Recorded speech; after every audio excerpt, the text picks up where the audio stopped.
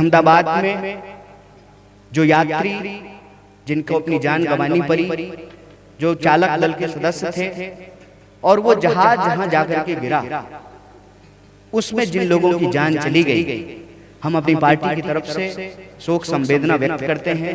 हमारे राष्ट्रीय अध्यक्ष श्री मल्लिकार्जुन खड़गे जी वहां गए थे, सिविल अस्पताल में जाकर के घायलों से मिले, उनके प्रति हम संवेदना व्यक्त करते हैं। स्थिति यह है कि जब एक घटना की संवेदना व्यक्त कर रहे हैं तब तक ही दूसरी घटना की खबर आ जाती है। आज की खबर ये आ रही है कि पुणे में कोई पुल गिर गया है और उसमें जो है कई लोगों की जान चली गई है। संवेदना हम व्यक्त कर रहे हैं, साथ ही साथ मन में ये सवाल भी आ रहा है कि बताइए क्या स्थिति है देश में। तीर्थ करने के लिए जाएं, कुंभ नहाने के लिए जाएं तो वहां सुरक्षित नहीं है, क्रिकेट का जश्न मनाने के लिए जाएं तो वहां सुरक्षित नहीं है। ऐसा नहीं है कि हमारी सरकार है तो हम जिम्मेवारी नहीं लेंगे, उसकी भी जिम्मेवारी लेंगे। कुंभ नहाने जाएं वहां सुरक्षित नहीं, जश्न मनाने जाएं वहां सुरक्षित नहीं, ट्रेन में चढ़ें वहां सुरक्षित नहीं, सड़क से चलें वहां सुरक्षित नहीं, हवा में उड़ें वहां सुरक्षित नहीं, सीमा पे सुरक्षित नहीं, छुट्टी मनाने जाएं वहां सुरक्षित नहीं, तब भी कुछ गधे कहते हैं कि देश सुरक्षित हाथों में है। बताइए, पुल गिर जा रहा है, पुलिया गिर जा रहा है, आग लग जा रहा है, और देश के गृह मंत्री कहते हैं कि घटनाएं तो होती रहती हैं। तो घटनाएं जब होती हैं तो उसकी किसी की जिम्मेवारी होती है ना। आप जब कांग्रेस की सरकार होती है तो जिम्मेवारी तय करते हैं, कर्नाटक के चीफ मिनिस्टर का इस्तीफा मांगते हैं, और किस बेशर्मी से जाकर के कहते हैं कि घटनाएं तो होती रहती हैं। नियम अलग अलग होगा क्या? आप जब सरकार चलाएं तो एक नियम, और दूसरी पार्टी की सरकार चलाए तो दूसरा नियम। देश संविधान से चलेगा, न्याय से चलेगा, कानून से चलेगा कि मनमाने ढंग से चलेगा। इसी बात पे हमने एक बात कही, भयंकर गर्मी है, लगता है अब मानसून आएगा कि तब मानसून आएगा। पूर्णिमा बीत गया है, आषाढ़ चालू हो गया है, रोहिणी बरसी नहीं, पता नहीं अदरा बरसेगा कि नहीं बरसेगा। इतनी भयंकर गर्मी है जून में। तो हमने यही कहा कि एक तो जून की गर्मी, ऊपर से फर्जी डबल इंजन सरकार की बेशर्मी, दोनों कम होने का नाम नहीं लेंगे। और प्रश्न कर दीजिए तो आपके ऊपर आरोप प्रत्यारोप लगाए जाएंगे, कोई दिक्कत नहीं है। विपक्ष में है हम, आरोप आप हमारे ऊपर लगा रहे हैं। पता नहीं गंगा अब उल्टी बहेगी इस देश में। पहले विपक्ष सवाल पूछता था सरकार से, अब सरकार की जो मीडिया है वो सवाल पूछ रही है विपक्ष से। देश में सरकार चला रहे हैं मोदी जी 10 साल से, और यहाँ पे डबल इंजन की सरकार है 20 साल से। सवाल किससे पूछा जा रहा है? नेहरू जी से सवाल पूछा जा रहा है। पलायन रोको नौकरी दो यात्रा के दौरान जब हम चल रहे थे तो एक पत्रकार महोदय ने कहा कि कांग्रेस को नौकरी के बारे में बात करने का अधिकार नहीं है। तो क्या करें, हम लोग मंगल पे चले जाएं? इस देश की विपक्षी पार्टी, सबसे बड़ी विपक्षी पार्टी, जिसको देश की जनता ने वोट करके विपक्ष में बिठाया है, स्वीकार करते हैं इसको। जनता ने अगर आपको सत्ता में बिठाया है, हालांकि सवाल पूछ रहे हैं चुनाव आयोग से, अब मिर्ची किसको लग रहा है? भाजपा को। अरे देश के प्रतिपक्ष के नेता राहुल गांधी ने सवाल पूछा चुनाव आयोग से, अब मिर्ची किसको लग गया? भाजपा को। काहे भाई? जितना चुनाव आयोग आपका उतना चुनाव आयोग हमारा, जितना न्यायालय आपका उतना न्यायालय हमारा, जितनी सेना आपकी उतनी सेना हमारी, जितनी पुलिस आपकी उतनी पुलिस हमारी। आपको क्यों मिर्ची लग रहा है? दाल में काला नहीं है, पूरी की पूरी दाल ही काली है। फिर भी स्वीकार करते हैं कि आप प्रधानमंत्री हैं, 140 करोड़ लोगों के प्रधानमंत्री हैं, हमारे भी प्रधानमंत्री हैं आप। 10 साल से प्रधानमंत्री आप हैं। जो जनता आपको प्रधानमंत्री बनाई है, मान लेते हैं कि सब कुछ ईमानदारी सही होता है, चलिए आपकी ही बात, उसी जनता ने हमको भी तो विपक्ष में बिठाया है। हम चुने हुए विपक्ष हैं इस देश के, और सत्ता से सवाल पूछना हमारा काम है। संकट में सवाल नहीं पूछेंगे, संकट में सरकार के साथ खड़े रहेंगे। देश पे कोई संकट होगा तो सरकार के साथ खड़े रहेंगे, लेकिन जब संकट टलेगा तो सवाल तो पूछा जाएगा कि देश की सुरक्षा की जिम्मेवारी रक्षा मंत्री की, देश की सुरक्षा की जिम्मेवारी गृह मंत्री की, तो सवाल किससे पूछा जाएगा? सरकार चलाएं आप, 8,500 करोड़ का हवाई जहाज से उड़े आप, और सवाल पूछा जाएगा नेहरू जी से? सवाल नेहरू जी से तो नहीं पूछा जाएगा ना। और आप कहते हैं कि 70 साल में हमने कुछ नहीं किया। चलिए मान लेते हैं मोदी जी, अगर 70 साल में हम कुछ नहीं किए होते तो झूठ मूठ का डिग्री भी आपके पास नहीं होता।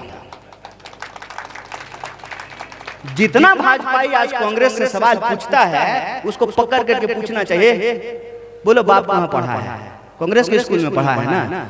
दादा का इलाज कहाँ हुआ है? कांग्रेस के स्कूल में हुआ है ना। बताओ, जिस रोड पे चलते वो रोड कौन बनाया है? कांग्रेस ने बनाया है ना। जिस एयर इंडिया को तुम बेच दिए, उस एयर इंडिया को सरकार के अंतर्गत नेहरू जी लेकर के आए थे ना। जिस IIT की बात करें, एम्स की बात करें, इसरो की बात करें, पूरे के पूरे संविधान की बात करें, पूरी की पूरी व्यवस्था की बात करें, अगर कांग्रेस की सरकार नहीं होती, महात्मा गांधी जैसा सोच इस देश में नहीं होता। क्या कहते थे गांधी? रघुपति राघव राजा राम, पतित पावन सीताराम, ईश्वर अल्लाह तेरो नाम, सबको सन्मति दे भगवान। उसको भी सन्मति जो मंदिर जाता है, उसको भी सन्मति जो मस्जिद जाता है, उसको भी सन्मति जो गुरुद्वारा जाता है, चर्च जाता है, बौद्ध मठों में जाता है, और उसको भी सन्मति जो ये कहे यम जीवे सुखम जीवे रण कृत्वा घुम पिबेत, उसको भी सब जो है सन्मति मिले। ये सोच का नतीजा है कि नेहरू प्रधानमंत्री बने जरूर, संविधान सभा का अध्यक्ष डॉक्टर बाबा साहब भीमराव अंबेडकर को बनाया गया। और संविधान अगर नहीं होता, वोट की ताकत नहीं होती, वोट का हिसाब हमारा और आपका बराबर नहीं होता, तो 5 साल में ही सही एक बार हेलीकॉप्टर आपके गांव में उतरता क्या? नेता आपकी गलियों में आकर के हाथ जोड़ता क्या? आपकी जो है गांव में आकर के धूल फांकता क्या? 5 साल में ही सही एक बार उस जनता के सामने हाथ जोड़ना पड़ता है जिसके पास वोट का ताकत है, और वोट का राज है। वोट से सरकार बनती है, वोट से सरकार बिगड़ती है। लेकिन देखिए कितने पतित हो गई है इस देश में जनप्रतिनिधियों का व्यवहार, कितना पतित हो गया है कि जिस जनता से हाथ जोड़ करके वोट लेते हैं, हाथ जोड़ करके चुनाव का वक्त के वक्त जिनसे वोट लेते हैं, जीत जाने के बाद उनको उसी तरह से दुत्कारते हैं। हमको मालूम है कि 4 बजे के बाद जो है बहुत सारे जनप्रतिनिधि नहीं मिलते हैं। बिहार में शराबबंदी है, उनके लिए कोई बंदी नहीं है, कोई बंदी नहीं है, एकदम होम डिलीवरी है उनके लिए। और 4 बजे के बाद सूरज अस्त, जनप्रतिनिधि मस्त। और हालत यह है कि फोन नहीं उठाते हैं। फोन उठाने पे जवाब देते हैं कि हमको वोट दिए थे, मोदी को वोट दिए थे ना, नीतीश कुमार को वोट दिए थे ना, जाओ उन्हीं से काम करवा दो। और बेलगाम नौकरशाही की हालत यह है, एक चीज बता दीजिए जो बिना कमीशन का हो रहा हो। अगर बिना कमीशन का हो जाएगा, माइक बंद करेंगे, चुपचाप जो है अपनी गाड़ी में बैठ करके वापस सिमरिया घाट चले जाएंगे। एक चीज बता दीजिए। कहते हैं प्रधानमंत्री बड़ा बड़ा पोस्टर लगा करके कि 5 किलो अनाज मिलता है। जिसको 5 किलो अनाज मिलता है अपना नाम बदल लेंगे। खूब मिलेगा तो 4.5 किलो, तो 4.25 किलो अनाज मिलता है, 5 किलो किसी को अनाज नहीं मिलता है। जब देश में ही लीडर नहीं होगा, डीलर होगा, चंदा लो धंधा दो, वोट जनता का लेना है, नोट जो है दोस्त की तिजोरी में पहुंचाना है, वोट हमारा और राज अदानी का, यही देश में चल रहा है। नतीजा क्या है? जब लीडर देश का प्रधानमंत्री होता है तो जनता के बारे में सोचता है, और जब डीलर देश की सत्ता पे बैठता है, गद्दी पर बैठता है, तो अपने बारे में सोचता है। नतीजा क्या है? कोई जनप्रतिनिधि का कुछ नहीं चल रहा है। जिस जनप्रतिनिधि का सेटिंग है नौकरशाही के दफ्तर में, उसका काम होगा और हर चीज पे कमीशन बना हुआ है। कौन सी आवास योजना जो है बिना कमीशन का चल रहा है? कौन सी योजना चल रही है मुझे बता दीजिए। ये हकीकत है और ये हकीकत हमारे सामने में, हमारे आंखों के सामने में ये हो रहा है। अगर यही होता रहा, यही चलता रहा, आप अपने मन से सवाल कीजिए कि वोट का अधिकार बचेगा? चुनाव लड़ने की हिम्मत तो जनता पहले ही छोड़ चुकी है। आज की तारीख में चुनाव वही लड़ेगा जिसके पास होगा बीजेपी। बीजेपी मतलब जिसका बाप हो, जिसका जात हो और जिसके पास पैसा हो, चुनाव तो वही लड़ सकता है। तो चुनाव लड़ने का अधिकार तो ऑलरेडी जा चुका है आपका। चुनने का अधिकार भी आपके पास बचेगा कि नहीं बचेगा, इसका फैसला आपको करना है। और आप चाहते हैं कि चुनने का अधिकार आपके हाथ में रहे, तो यह जरूरी है कि आप सामाजिक न्याय को समझें। सामाजिक न्याय का सवाल किसी एक जाति का सवाल नहीं है। इस देश में लोगों के साथ अत्याचार, शोषण किस आधार पर होता है? या तो धर्म के आधार पर होता है, या तो जात के आधार पर होता है, या तो औकात के आधार पर होता है। तो बता दीजिए, हर जात में सबकी औकात बराबर है क्या?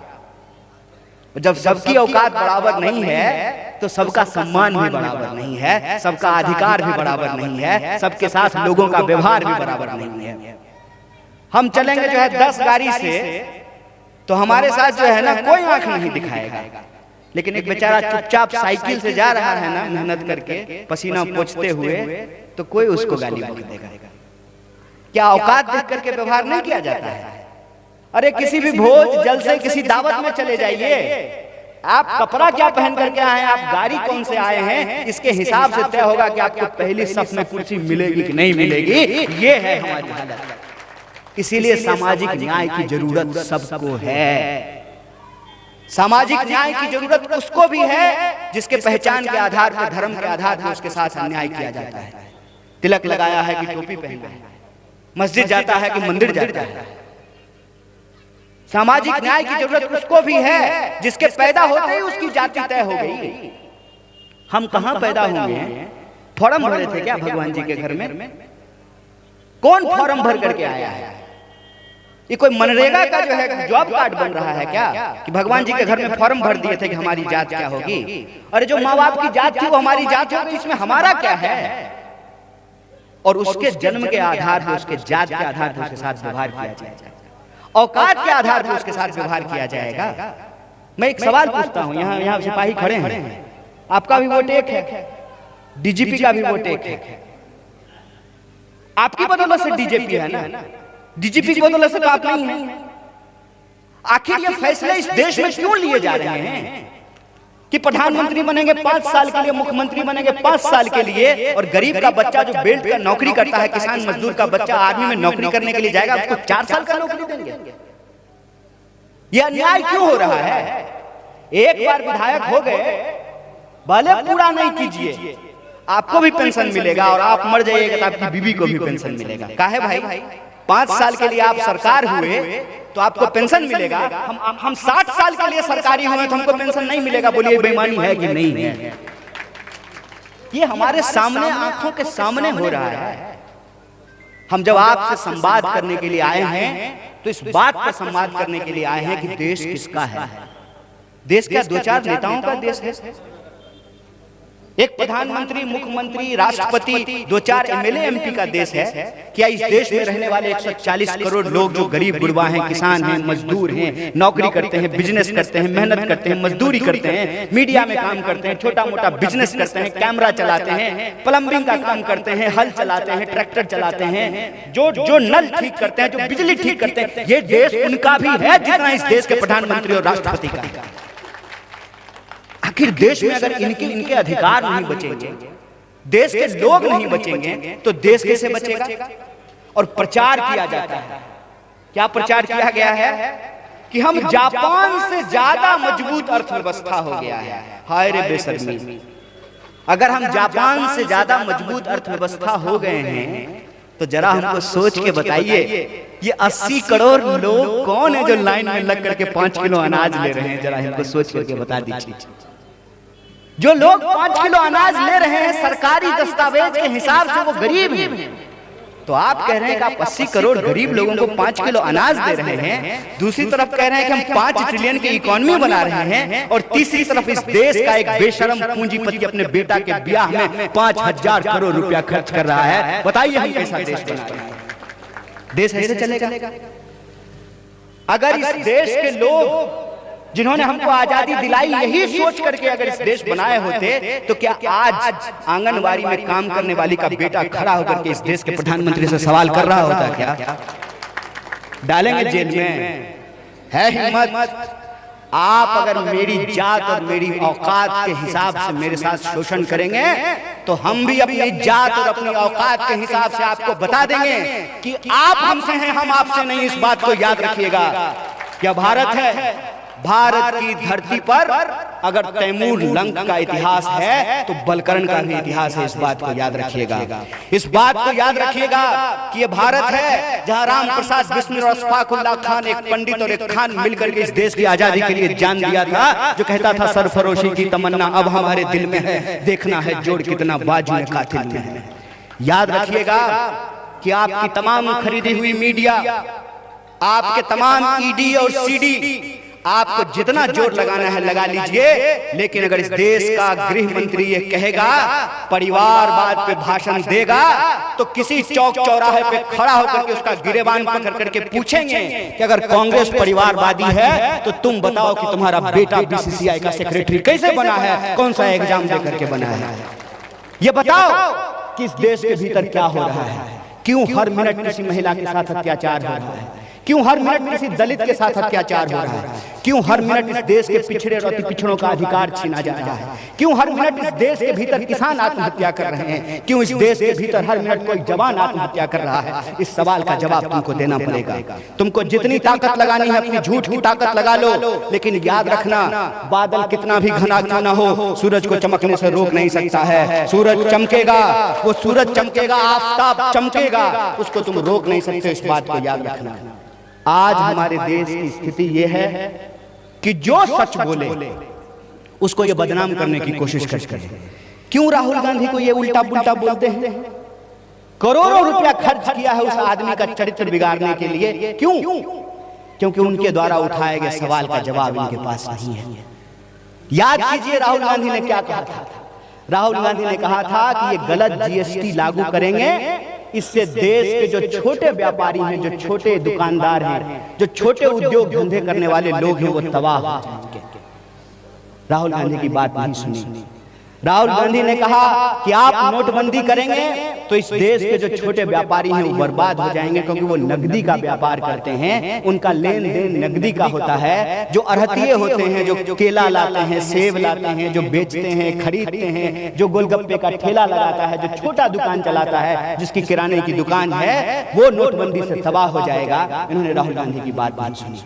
राहुल गांधी ने कोरोना से ठीक पहले कहा कि आप तैयारी कीजिए, ताली बजाने थाली बजाने से कोरोना नहीं जाएगा, कोरोना की आपको व्यवस्था करनी पड़ेगी, अस्पताल ठीक करना पड़ेगा, ऑक्सीजन सिलेंडर की व्यवस्था करनी पड़ेगी। राहुल गांधी की बात नहीं सुनी। राहुल गांधी ने कहा कि आप चीन से सावधान हो जाइए, अगर चीन और पाकिस्तान मिल जाएगा तो हमारे लिए अच्छा नहीं है, इस दोनों को अलग करके रखना जरूरी है, और ये भारत की ताकत है कि हम अपने सवाल में किसी को भी टांग अड़ाने नहीं देते हैं। देखिए कि कहते हैं कि दुनिया में डंका बज रहा है, ट्रंप का एक फोन आता है, जी सर यस सर करना शुरू कर देते हैं। राहुल गांधी ने कहा था कि हमारे देश के ऊपर एक बहुत बड़ा संकट आने वाला है, दुनिया बदल रही है, मोबाइल का जमाना आया है, ड्रोन का जमाना आया है, इंजन बदल रहा है, अब पेट्रोल डीजल से गाड़ियां नहीं चलेगी, ईवी आएगा, इलेक्ट्रिक इंजन होगा। इस बदलती हुई दुनिया में हमको ताकत बनकर के यदि उभरना है तो अपनी नीतियों को बदलना पड़ेगा। इन्होंने हमारी बात नहीं सुनी, इन्होंने राहुल गांधी की बात नहीं सुनी। कोई आदमी जो सच कहता है, सही कहता है, ये उसे उल्लू बनाने का प्रयास करते हैं। लेकिन क्या है ना, हम भी मिथिला के लोग हैं, और मैथिली में एक बात कही जाती है, खाया हुआ देह और नहाया हुआ देह छूटा नहीं है। जितना भी आप मूर्खता को जो है ढक दीजिए, मूर्खता एक दिन जो है ना छप्पड़ फाड़ करके बाहर निकल आएगी। और इस देश में सबसे बड़ा संकट ये है कि सत्ता सुरक्षित हाथों में नहीं है, सत्ता मूर्खों और दलालों के हाथों में है। इसीलिए देश को यदि बचाना है तो देश की जनता को यह संकल्प लेना पड़ेगा, और संकल्प यह है कि हमको वैज्ञानिक आधार पर चीजों को करना पड़ेगा। क्यों हम जाति जनगणना का प्रश्न उठा रहे हैं? जाति जनगणना का प्रश्न इसलिए उठा रहे हैं कि अगर आप घर में खाना बनाते हैं तो पहले गिनते हैं कि घर में कितने लोग हैं। 4 लोग हैं तो 4 लोगों का खाना बनाएंगे, 3 लोग होंगे तो 3 लोगों का खाना बनाएंगे। घर में है जो है 2 लोग तो खाना 30 लोगों का तो नहीं बनाएंगे। जाति जनगणना इसलिए जरूरी है कि आज हर चीज में डेटा की जरूरत होती है। अभी देखिए ना, अभी चुनाव आएगा, जितने प्रत्याशी हैं सब अपना अपना बायोडाटा लेकर के आएंगे और जो जिस जाति का होगा सबसे पहले यही बताएगा। जानते हैं यहाँ पे 35,000 मुसलमान हैं, जानते हैं यहाँ पे इतना अति पिछड़ा है, यहाँ पे इतना ज्यादा है, यहाँ पे इतना ब्राह्मण है, सब डेटा लेकर के आता है। भाई साहब, कौन सी ऐसी चीज में जिसपे डेटा की जरूरत नहीं होती है? तो चुनाव लड़ने के लिए डेटा की जरूरत है, हर चीज के लिए, भोज करने के लिए डेटा की जरूरत है। गांव में जितना लोग होगा उतना मन ही चावल बनाइएगा ना। शादी में कितना बाराती आ रहा है उसी के हिसाब से खाना बनाइएगा ना। श्राद्ध हो रहा है तो कितने लोगों को भोज खिलाना है उसी के हिसाब से जो है खाना बनाइएगा ना। कहीं पे जो है कहीं दावत है, वलीमा है, उसी के हिसाब से खाना बनेगा ना। ये जो है गिनती से क्या प्रॉब्लम है भाई? दूध का दूध, पानी का पानी हो जाएगा। कौन किसका चुरा के दबा करके बैठा हो ये पता चल जाएगा। झूठ बोलने का क्या जरूरत है? अरे मान लीजिए कि बिस्फी में कितना ब्राह्मण है ये भी पता चल जाएगा, कितना मुसलमान है ये भी पता चल जाएगा, कितना भूमियार है ये भी पता चल जाएगा, कितना दलित है, पिछड़ा है, अति पिछड़ा, सब पता चल जाएगा। क्या दिक्कत है? दिक्कत तो उसी का होगा जिसके मन में चोर होगा। क्या दिक्कत है गिनती कर लेने से भाई? गिनती होगी, संख्या पता चल जाएगी, नियम बनाने में, नीति बनाने में, कानून बनाने में। और मैं कहता हूं कि सामाजिक न्याय की जरूरत सबको है। सामाजिक न्याय की जरूरत मुझे भी है। इस देश में अगर संविधान नहीं होता तो ऐसा नहीं है कि हमारे पास वही ताकत होता जो इस देश के जो है ज्यादा औकात वाले लोगों के पास ताकत होती है। अरे हमारा बाप जो है साइकिल से चलता है और जिसका पास हेलीकॉप्टर से चलता है, जिसका बाप उसका और हमारा औकात थोड़ी बराबर होगा। यह तो डॉक्टर बाबा साहब भीमराव अंबेडकर का संविधान है। जितना औकात हेलीकॉप्टर वाले का उतना औकात साइकिल वाले का है। ये संविधान की ताकत है। जितना औकात जो है मंदिर जाने की है, जितना औकात जो है मस्जिद जाने की है, उतना ही औकात गुरुद्वारा जाने की है और चर्च जाने की है। यह तो संविधान की व्यवस्था है ना। गिनती करने में क्या दिक्कत है? तो इन्होंने पहले विरोध किया। राहुल गांधी ने कहा चैलेंज करते हैं, पार्लियामेंट में खड़ा होकर के कहा चैलेंज करते हैं, जितना ताकत है तुम लगा लो, इसी लोकसभा में पास करके दिखाएंगे। तो अभी चुनाव आने वाला है, चुनाव आने वाला है तो कहा कि गिनती करेंगे। कब कीजिएगा? कहीं ऐसा तो नहीं है कि आपने कहा था कि 15 लाख खाते में पहुंचाएंगे। हमारा तो छोड़ दिया, हम तो भाजपा विरोधी हैं। भाजपा सपोर्टर से पूछ लीजिएगा, 10 साल सरकार को है, होने का है, 15 लाख छोड़ो 10 लाख रुपया आया तुम्हारे खाते में? आप ही ने कहा था कि हर साल जो है 2 करोड़ नौकरी पड़ेगी। कितनी नौकरी मिली है भाई? नौकरी मिला है जो गृह मंत्री के बेटा को, हमको और आपको कुछ नहीं मिला है। बेरोजगारी 45 साल में देश में सबसे ज्यादा है। किसान आत्महत्या दर सबसे ज्यादा है। जवान आत्महत्या दर सबसे ज्यादा है। कोई ऐसा क्षेत्र जो है इन्होंने छोड़ा नहीं जिसको अपने दोस्त को बेचा नहीं। जरूरत पड़ी तेल बेच दिया, रेल बेच दिया, भेल बेच दिया, जहां जो मौका मिल रहा है वही बेच दे रहा है। और कहते हैं कि व्यापार तो हमारे खून में है। एक तो इनका खून जो है ना वो बड़ा मजेदार है, मौसम की तरह है। कभी सिंदूर हो जाता है, कभी व्यापार हो जाता है, कभी कुछ हो जाता है। और कभी तो छोड़िए, कभी तो हमको लगता है कि इनके शरीर में खून है ही नहीं, क्योंकि ये नॉन बायोलॉजिकल है ना। खून तो बायोलॉजिकल लोगों के शरीर में होता है, ये तो नॉन बायोलॉजिकल है। ये हालत है, उस हालत में ये कह रहे हैं कि करेंगे। कब कीजिएगा? कर तो आप बहुत कुछ रहे हैं, अच्छे दिन आप पिछले 10 साल से ला रहे हैं। कब कीजिएगा? आप टाइमलाइन दीजिए, और जब कीजिएगा तो हम आपको एक बात और जोड़ करके बता देते हैं। भारत के संविधान के अनुच्छेद 15(5) में यह साफ साफ लिखा हुआ है कि निजी क्षेत्र में भी भागीदारी सुनिश्चित करना पड़ेगा। इसके लिए नया कानून लाने की जरूरत नहीं है, संविधान में ऑलरेडी लिखा हुआ है। तो इसको करने में क्या है? नेकी और पूछ पूछ अगले साल से शुरू कर दीजिए प्रधानमंत्री जी। 15/5 के सवाल को हम लोग लगातार उठा रहे हैं। और एक बात और कह रहे हैं, देखिए किसी को अगर बुरा लगे तो लगे, जो सच्चाई है वो बोलना पड़ेगा। सच्चाई ये है कि अगर पिछड़े, अति पिछड़े, अब तो ईबीसी भी है, अब जो है उसमें ईडब्ल्यूएस भी है, उसमें गरीब लोग भी हैं, पिछड़े भी हैं, अति पिछड़े भी हैं, हर धर्म में जो है पिछड़े और अति पिछड़े हैं। सवाल ये है कि अगर भागीदारी की जरूरत 70% लोगों की है तो सीमा 50% का क्यों रहेगा? क्यों आपस में जो है प्रभावित लोगों को आप लड़ा रहे हैं? ये तो वही खेल हो गया ना कि हम जो है 10 रोटी लेकर के यहाँ बैठ जाए और सामने 20 लोग हो। ठीक है, हम अकेले 10 रोटी लेकर के बैठ गए हैं और सामने 20 लोग हैं। हम एक रोटी उठाएं और कहें कि जो सबसे ज्यादा जंप करोगे उसको एक रोटी देंगे, तो हर जंप में एक को तो रोटी मिलेगा, बाकी 19 लोग क्या हो जाएगा? छट जाए। लेकिन हमारे पास 9 रोटी बची रहेगी।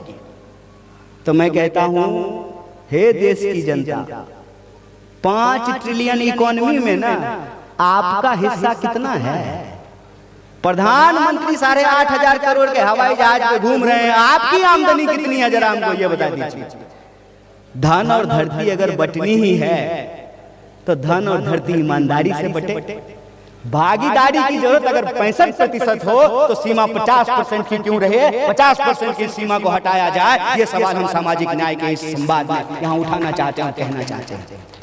और ये जो मुद्दे हम आपके सामने गिना रहे हैं, औने पौने दाम में देश की संपत्ति अपने दोस्त को देना, चंदा दो धंधा दो योजना के तहत इसकी देश की संपत्ति अपने दोस्त को देना, देश की ऐसी स्थिति बना देना। क्या कहते थे? डंका बज रहा है। कहां?